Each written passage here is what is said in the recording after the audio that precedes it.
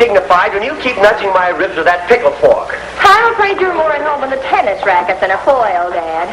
Let's call it quits for today, shall we? Not me. I'm going to take another lesson from the fencing master. And when I get home tonight for dinner, I'll duel you for the outside cut of the roast beef. On guard. Well, you can certainly use some more lessons, but you can't take one now. Aren't you forgetting you've got a luncheon date with Roberta? Oh, sure, but she'll wait. She always does. Well, get him. I'd like to see a man who can stand me up and get away with it. When you grow up, you'll learn that we men operate like the wily trout. He keeps the lady with the fishing rod thinking he's about to swallow the hook.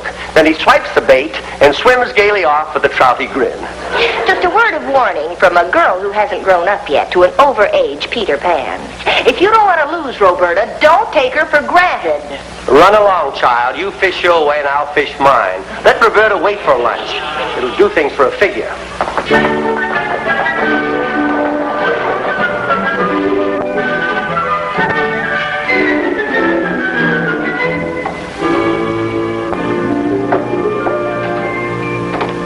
All right, where's those corporation papers Oh, Miss Townsend. Good afternoon. Where's our friend Albright? That's what I'd like to know. He's exactly 1 hour overdue for our luncheon date. I'm so hungry I was about to nibble on his desk flop. High calorie, low fat. Well, Albright's one of my favorite idiots, but surely he couldn't keep such a lovely woman waiting. Thanks for the vitamin shot, Mr. Honeywell. My ego's a mite undernourished these days. This is the 4th time in 2 weeks that Vern has left his little tomato withering on the vine. Well, why do you put up with it? Why don't you tell him off and shop around for someone else? That's simple. I'm a conservative shopper. I don't buy until I find something I like, and then I get quite attached to the merchandise. Any other suggestions?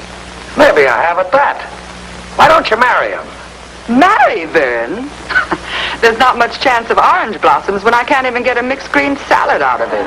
Bertie, you'll reek with orange blossoms if you'll do what I tell you. All you have to do is make him jealous. That routine is so old the corn's too tired to pop. Vern wouldn't... Wait a minute.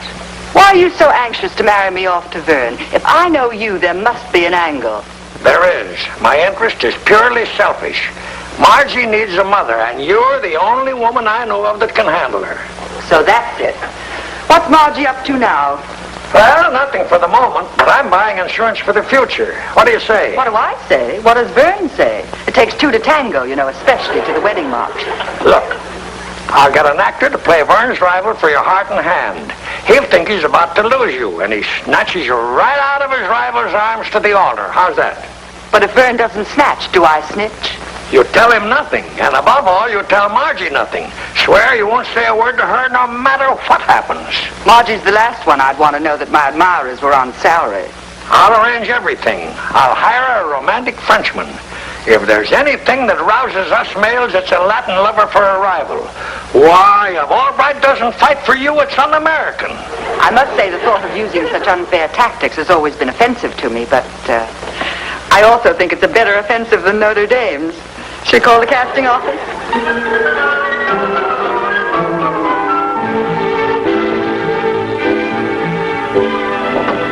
Dad, wait a minute. Don't you think you ought to run down to the florist's and get some flowers for Roberta? After all, you did stand her up for lunch today. Flowers? What do you want me to do, spoil the woman? I told you I believe in keeping my women on their toes. Oh, yes, I forgot. The wily trout. Well, happy bait swiping. When I called Roberta to ask her to have dinner with me, she was as meek as a lamb. So you see, child, Papa has everything under control as usual. See you later.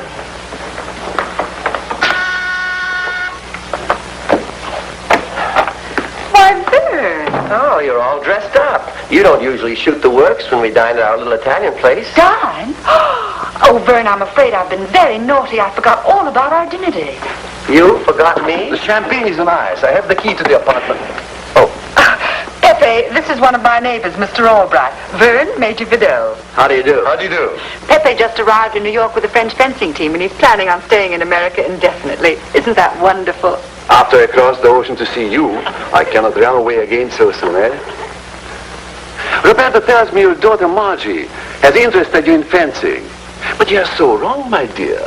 Mr. Albright is not too old for such a strenuous sport as you said. He seems to be exceedingly well preserved. Oh, thanks. Maybe she thought I wouldn't keep it until tonight. That's why she broke our date. Oh, I'm terribly sorry, Vern, but when Pepe called, I just forgot about our date. You don't mind, do you? We'll make it sometime soon. Oh, well, Pepe, I think we simply must run or we'll be late at your embassy.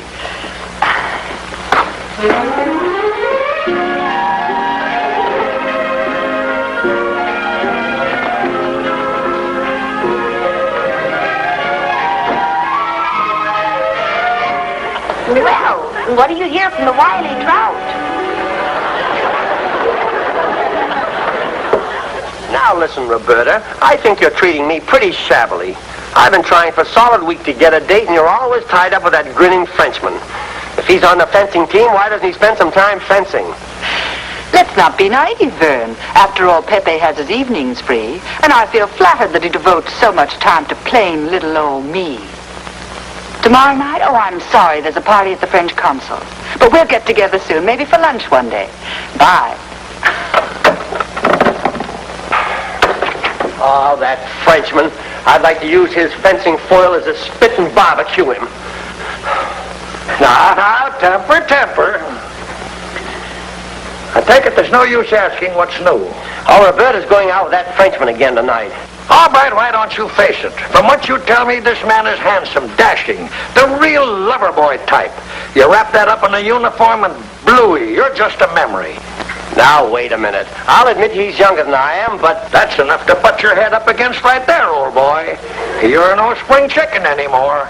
Not with those gray pin feathers sprouting out of that egg up there. You should have grabbed Roberta before the competition got rough. I'm not afraid of competition. Besides being younger than I am, what has Pepe got that I haven't got? All right, don't tempt me. But after all, you're my partner and I want to help you. I'll call Roberta and see if I can't get you a date. Oh, thanks, Mr. Honeywell. You're a pal. Think nothing of it. You might say I'm just taking a personal interest to see that Cupid takes off on the right runway.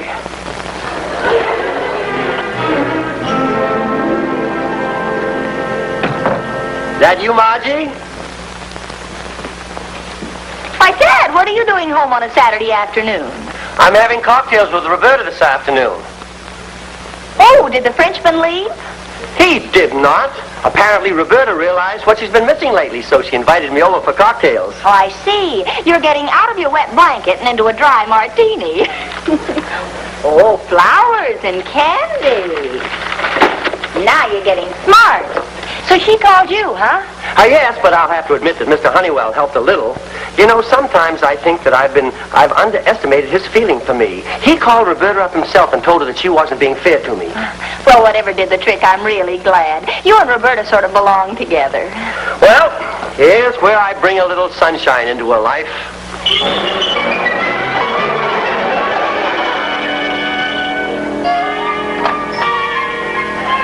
How beautiful. You shouldn't have done it. Come to think of it, you seldom do.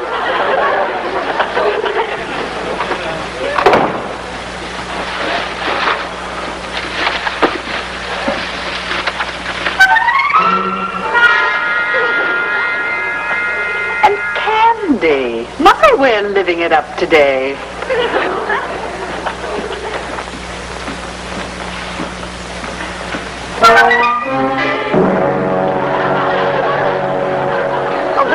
Chocolate bonbons from France.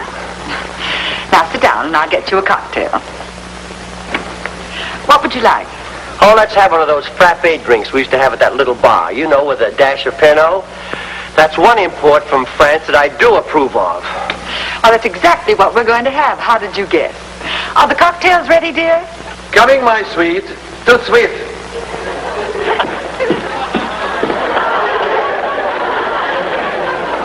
Will you pour, Monsieur Albright? It is an American neck I do not have.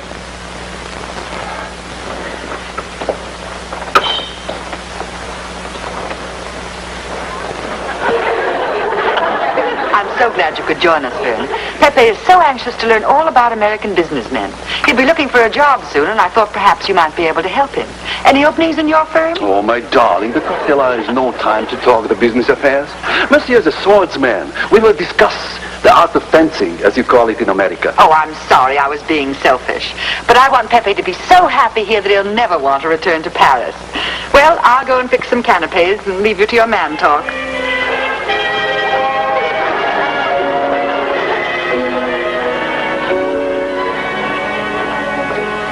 Here. Oh, I'm sorry I spilled your drink. It's all right. Speaking of fencing, it reminds me of the time when I fought my first duel. I was a young cadet, and since here, come, I will show you how I won my scar of honor.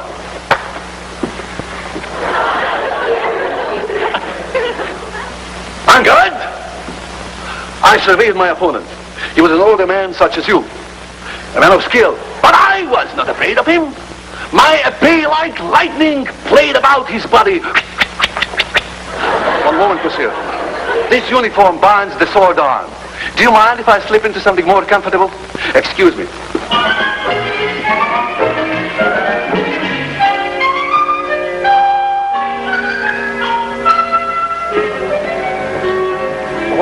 Why, that's a man's smoking jacket. Naturally. Roberta is so thoughtful. She provides everything for me. My, it's nice to have a man around the house. Oh, Vern, I couldn't remember. Do you like anchovies? You know perfectly well I hate anchovies, and I'm not hungry anymore, and I'm not thirsty, and goodbye! Congratulations. That performance of yours belongs on Broadway. Broadway can wait. Mr. Honeywell pays a pretty good salary, and it looks like the play is good for a run. I don't know. From the expression on his face when you went into that smoking jacket bit, I don't think his blood pressure can stand much more.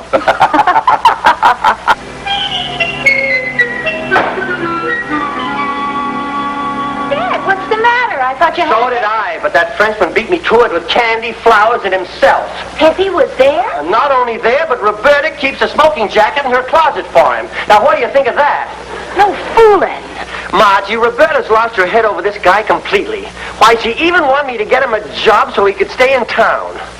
Well, in a way, Dad, you can't blame Roberta. As a woman, I can see her side of it. You stand her up whenever you feel like it.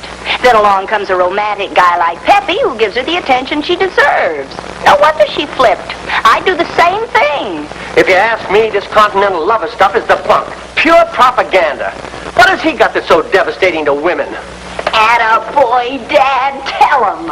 He's got nothing but a fancy uniform with a few muscles under it, a mop of curly hair, soulful eyes, a pretty boy face. He's just a kid. Why, take a man like me, I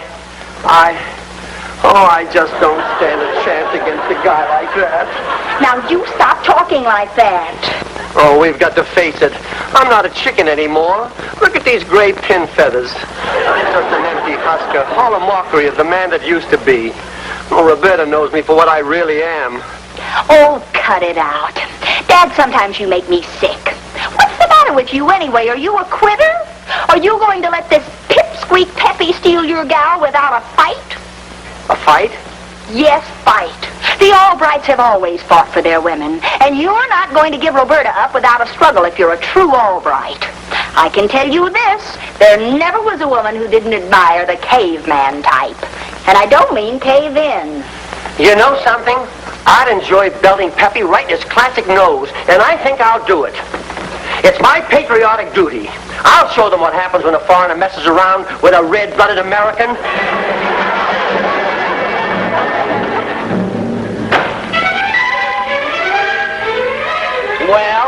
Well, what? Okay, I gave you a chance to talk your way out. Now I'm going to throw you out. Just a second, monsieur. If you have the score to settle with me, bien. But we shall settle it as we do in my country. My compliments, monsieur. My seconds will call on you. I demand satisfaction for the insult to my honor. What? You mean a duel? Certainly, to the death. I shall meet you and your seconds at Central Park tomorrow at dawn. Until then, monsieur, if I die on the field of honor at dawn, the sun will yet rise upon the woman I love unto death.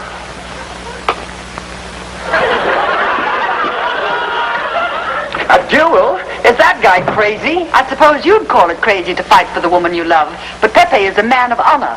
Now look, so am I, but my fists are all I need to fight with. You can't kill a man with your fists, and Pepe is willing to die for me. What's your bid, a bloody nose? But, Please leave. I can't stand the sight of a coward. all right, if that's the way you want it. I'm a coward, am I? Not willing to die for you, am I? All right, I'll show you, Roberta. I'm going to get my affairs in shape. Boy, yes.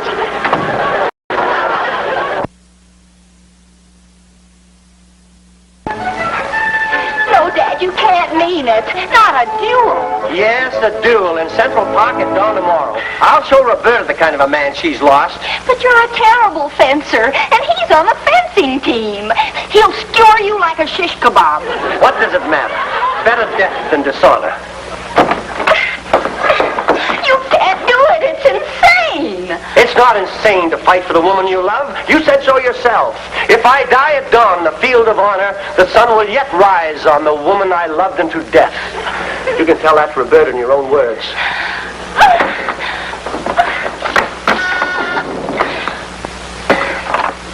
Oh, Roberta, you've got to stop him. He's going to fight a duel, and he's a terrible fencer. There now, Margie, take it easy. There's not going to be any duel. But he said... Exactly what I hoped he'd say.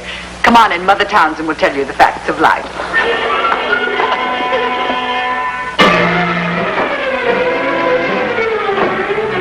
Mr. Honeywell, are you in your office, Mr. Honeywell? Stop screaming, you infernal idiot. Of course I'm here. Somebody's got to work on Saturday. Oh, Mr. Honeywell, will you please come right in? It's an emergency. I'm going to fight a duel, and I want you to act as my second. What was that? I want you to be my second. I'm going to fight a duel, and I also want you to witness my will. Please hurry.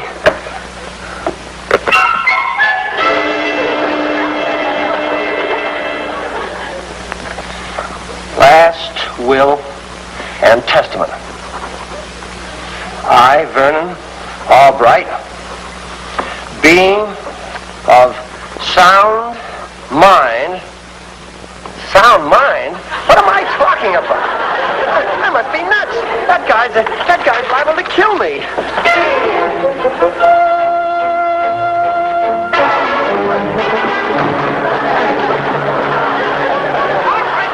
Imbecile, what are you doing? I'm leaving town. I'm leaving the country. I may even take a spaceship. No, you don't. Oh, Mr. Honeywell, let me go. I resign. Get yourself a new vice president. I'll break him in over long-distance telephone. But please let me go before that crazy Frenchman kills me. Come back here.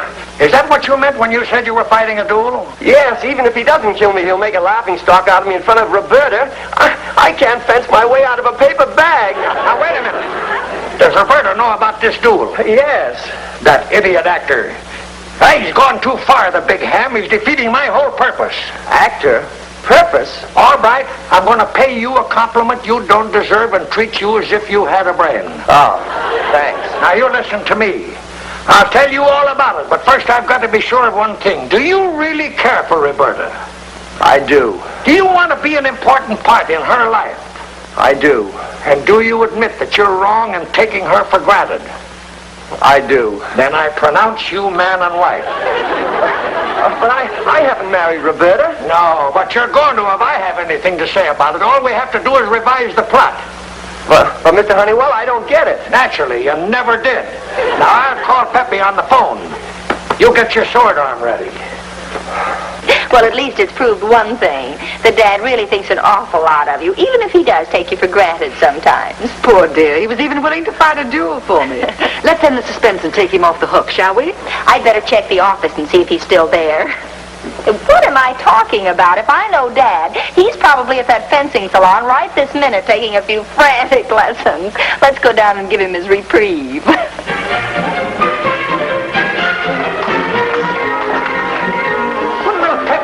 We've got to make this look good. Oh, he may be an actor, but he can fence better than I can. That's one of the tools of our trade, Mr. Albright. But don't you worry. Tomorrow in the park, you just whack away and I'll make it look like I'm getting beat. Then for the finish. Well, I'd better show you once more.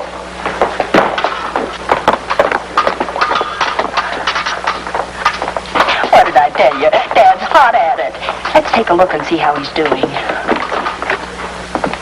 Now, Mr. Albright, When you are ready to kill me, you just give me the high sign, and I will hold my foil still, like Mr. Honeywell is doing.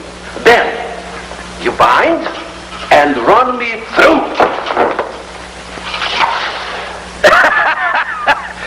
Terrific, Peppy.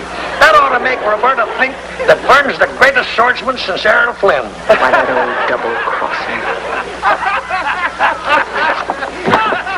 Roberta, I hope you're not going to let them get away with this. Got an idea?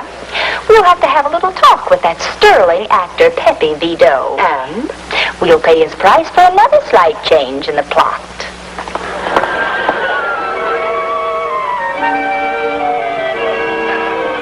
I wish Peppy would hurry up. I'm freezing. Yeah, he ought to get here so we can rehearse it once more. Are you sure Roberta will be here? Oh, positive. I called her at 5 o'clock this morning to say my last farewell.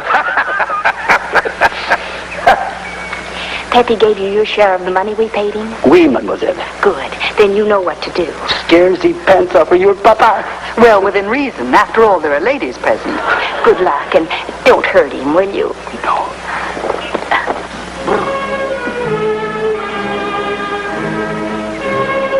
Monsieur? Monsieur?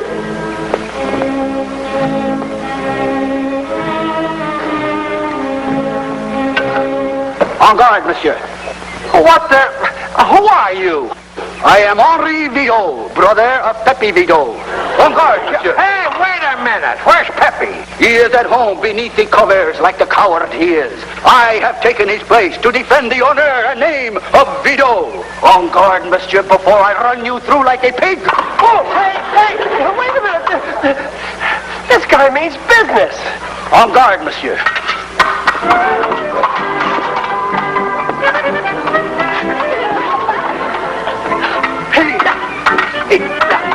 Hey, be careful with that thing. This is only a gag. You're going to hurt somebody. Now listen, you, whoever you are. This must be a frame-up. Peppy's an actor and his real name is not Peppy.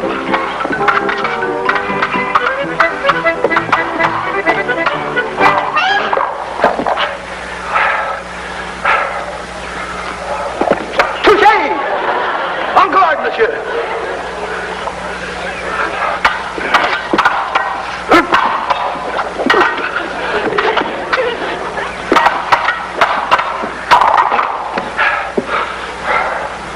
Touché! Don't do that! En garde, monsieur.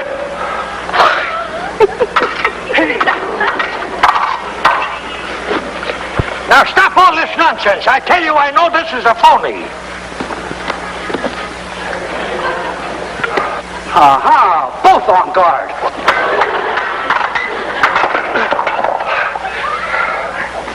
Ow! Double touché! En garde, monsieur. Hey!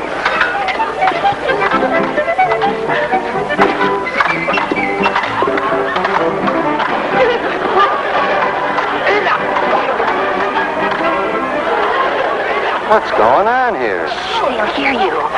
May I ask, who'll hear me? For heaven's sake, officer, you'll spoil the duel. Officer! Duel in Central Park? Of course. Haven't you ever seen a duel in Central Park? No, I ain't. And there ain't gonna be one to see. I'm running a audience.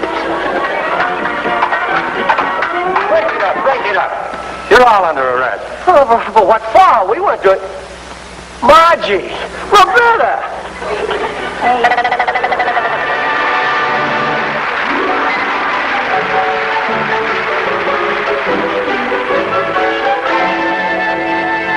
Well, Dad, for once you can't blame me for what happened. Yeah, it was all Mr. Honeywell's fault for trying to play Cupid. Anyway, the fencing is out from now on. You mean I don't have to take any more lessons with that toad stabber?